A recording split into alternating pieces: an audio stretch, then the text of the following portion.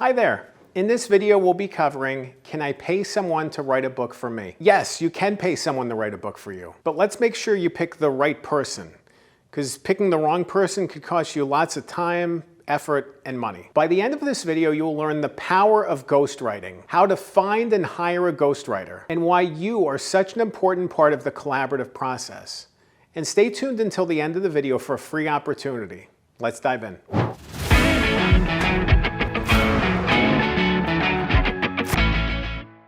To answer the question at the top of your mind, yes, you can pay someone to write a book for you.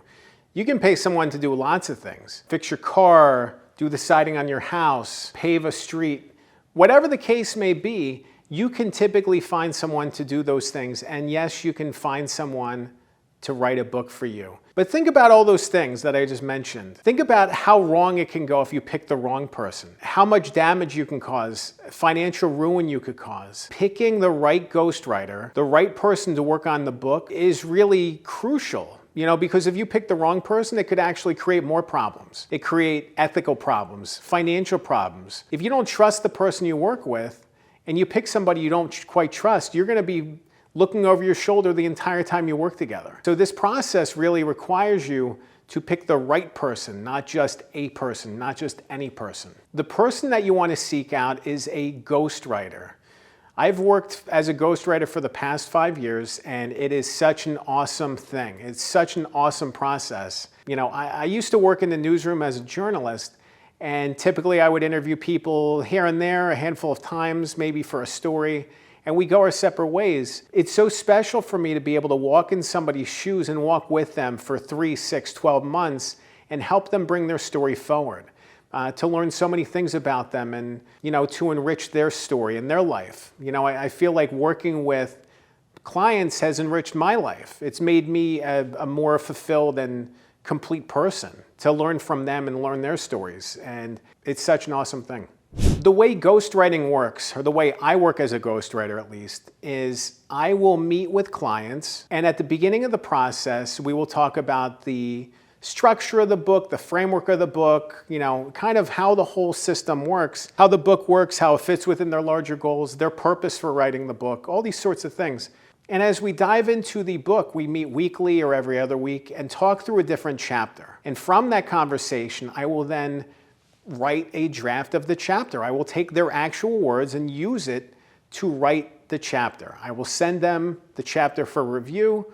We will approve that chapter once we make any changes that are needed, and we continue forward from there. There's this back and forth of cadence and synchronicity of meetings and deliveries. Kind of like riding a bike or waves crashing on the shoreline. That's this back and forth, this give and take.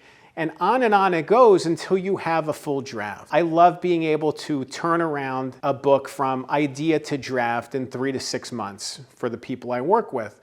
Typically, if we're meeting for an hour a week, that's 12 to 24 hours of their time. And from that 12 to 24 hours comes a book draft, a really, really good book draft. And it's awesome to get there from the idea phase to the draft phase, and then the publication phase, and being able to hold this book in our hands, say we did this. It's a reflection of the collaboration. It's a celebration of this connection we built together. It's amazing. But it's not always easy to find and hire a ghostwriter, which is why I think it's important to dive into that topic a little bit. You can find ghostwriters anywhere. You can find them on Upwork and Fiverr, but what quality of ghostwriter are you going to find on Upwork and Fiverr, typically for low rates? Probably not great. I've taken on a couple projects early in my career from Upwork. Some of them worked out, some of them were pretty bad. Some of the clients never paid me. Some of them didn't have any money. Money was typically an issue. Fiverr and Upwork are great for short-term projects, not so for longer-term, high-skill projects. And as a ghostwriter, I typically took on projects early in my career that weren't a great fit for me just because I needed work. When you're establishing yourself as a ghostwriter, you're more inclined to take on anything, even low-paying projects, because you want to prove yourself and you want to establish yourself. As you get more and more established, your rates go up, certainly. Your rates go up, but you're also smarter about the projects you take on. You take on projects that you really believe in, that really means something. And I think that's a great process. A lot of times when people start looking for ghostwriters, they look for firms. They look for ghostwriting companies that have a stable of writers to work with. And I've worked with some of those as well, and typically found them to be low paying. It's been very frustrating to see that. You see these established names attached, but then as a ghostwriter, you start working on these projects and the client might be paying $50,000 or $75,000, and me as the ghostwriter might be getting $7,000 or $12,000. A fraction of the money goes to the ghostwriter, and the rest of the money goes to the company or advertising, or to help the owner buy a tennis court. Those sorts of things. They do happen, and they're frustrating. It's really important to look in the right places to find ghostwriters. One of the first places I would recommend is LinkedIn. LinkedIn has a stable of great ghostwriters to look for. And it's great on LinkedIn to be able to connect and grow and build your network, but you can really get a good sense of a ghostwriter's presence by looking on LinkedIn. Gotham Ghostwriters is another avenue. Gotham Ghostwriters has a listserv, and when somebody signs up to work with the company, they send out a pitch to lots and lots of ghostwriters. Those projects are typically higher paying and competitive. And when somebody, and basically as a ghostwriter, you can sign up to work on different projects to be considered for them, and then you can get interviewed by the client, by the author, before they end up signing up. So I think it's a really good process. Readsy is another place to look. It is a marketplace for all sorts of book professionals, and it's a great place to find people. Another place I recommend that I'm associated with is called Book This. It's bookthistalk.com. It's a website that myself and Isabella Talbot, another ghostwriter, started. It's awesome. We have a monthly meeting and we talk about different writing issues, the issues that we're facing. Authors and writers and coaches all kind of come together and we talk through these issues. Bookthistalk.com.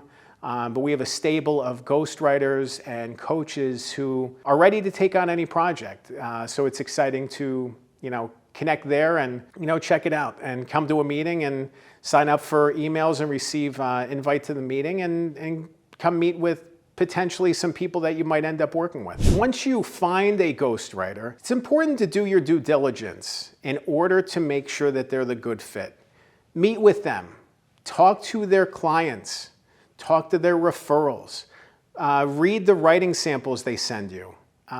Do your digging, because you're going to be putting up quite a bit of money to work with them. You want to make sure that they're a good fit for you, and you want to make sure that you have a good rapport, that you get along. If you don't get along, it's not going to be a good fit, but it's important to know that ahead of time. It's important to know that you're not going to be a good fit and move forward. I remember at one point when I was being interviewed for a project, and it was a project I was really excited about.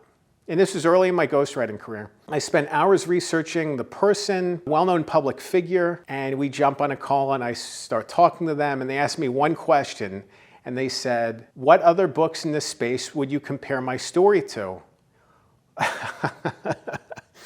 And I had no idea how to answer that question because I wasn't prepared for it, because I didn't do market research to know what other books were in the space.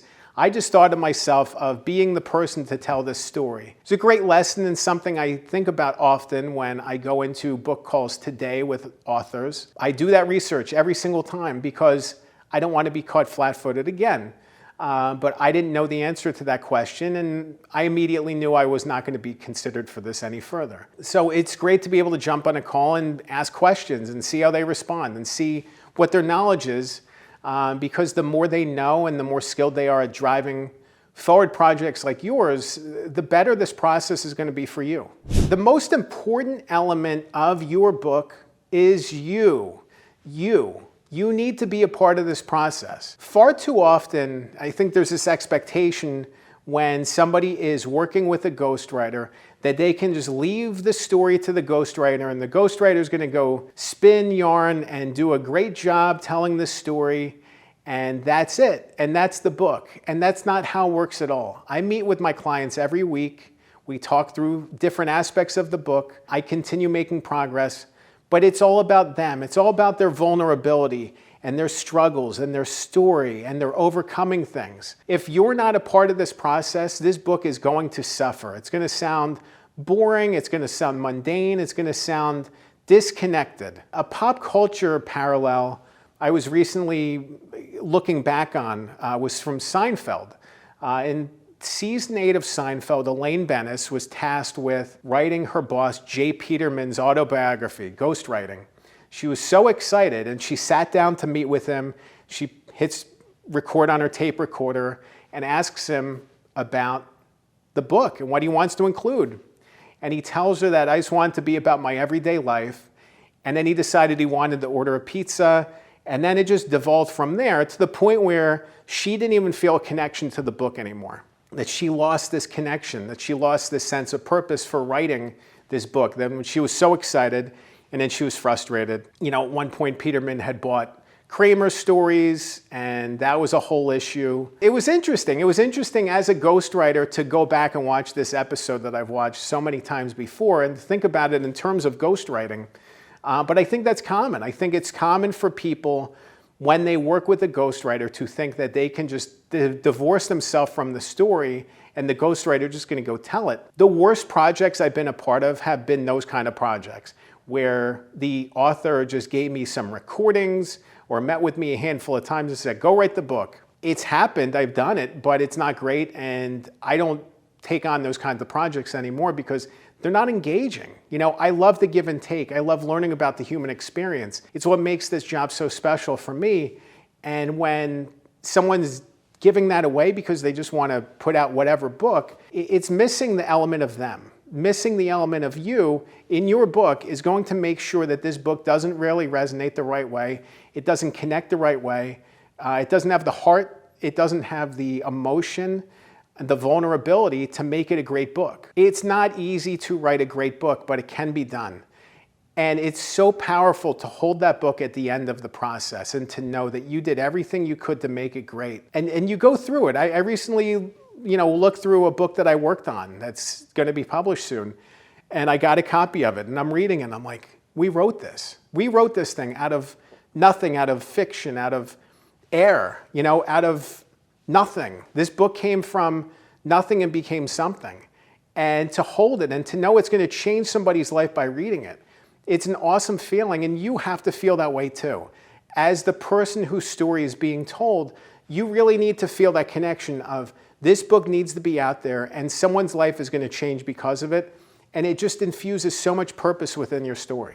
If you want to learn more about can I pay someone to write a book for me, head to my website, goodghostwriter.com, book a one-on-one free strategy call with me. I'd love to talk to you about your story. I'd love to talk to you about the path forward, to share some perspectives as a ghostwriter, to see if maybe we could be a good fit to work together. Maybe we can. Check out my website, book a call with me. I'd love to talk. I'd love to see what I can do to help you bring your story forward, whether that's guidance and ideas, coaching, ghostwriting, whatever the case may be. I want to help you however I can. Remember, a good book can change your life. I'm Dan Good. Thanks for watching.